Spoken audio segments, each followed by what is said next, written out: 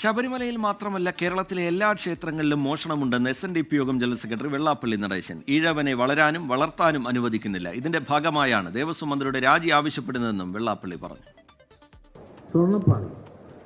ഈ സ്വർണ്ണപ്പാളി അമ്പലത്തിലെ മോഷണം ഒന്നാണ്. അത് ഈ അമ്പലത്തിൽ മാത്രമാണ്, കേരളത്തിലുള്ള എല്ലാ അമ്പലത്തിലും മോഷണമാണ്. ഇതെല്ലാം അന്വേഷിക്കണം. സർക്കാർ തീരുമാനിച്ചിട്ടുണ്ട് ശക്തമായ നടപടിക്ക്, ഹൈക്കോടതി തീരുമാനിച്ചിട്ടുണ്ട്. എന്നിട്ടും അസംബ്ലി കിടന്ന് അടിപൊളി നടത്തുന്നതിൻ്റെ ഉദ്ദേശം എന്താണ്? രാഷ്ട്രീയ ലക്ഷ്യമാണ്. ഇപ്പൊ പറയുന്നത് എന്താണ്?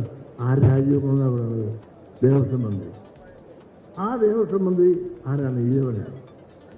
എന്നും ഈഴവൻ രക്ഷപ്പെടാൻ ഒരു കാരണവശാലും സമ്മതിക്കാറുണ്ട്. ആർക്കെങ്കിലും തകർത്താറ് ഈഴവനായ ഏത് പാർട്ടി വന്നാലും ഉടനെ വീഴാൻ സമ്മതിക്കില്ല. ലോകത്തെവിടെയായാലും ഏത് സമയത്തും 24 വാർത്തകളും ഓഗ്മെന്റഡ് റിയാലിറ്റി പാക്കേജുകളും എക്സ്പ്ലെയിനറുകളും വിശദമായി കാണാൻ ഞങ്ങളുടെ യൂട്യൂബ് ചാനൽ നിങ്ങൾക്ക് സബ്സ്ക്രൈബ് ചെയ്യാം.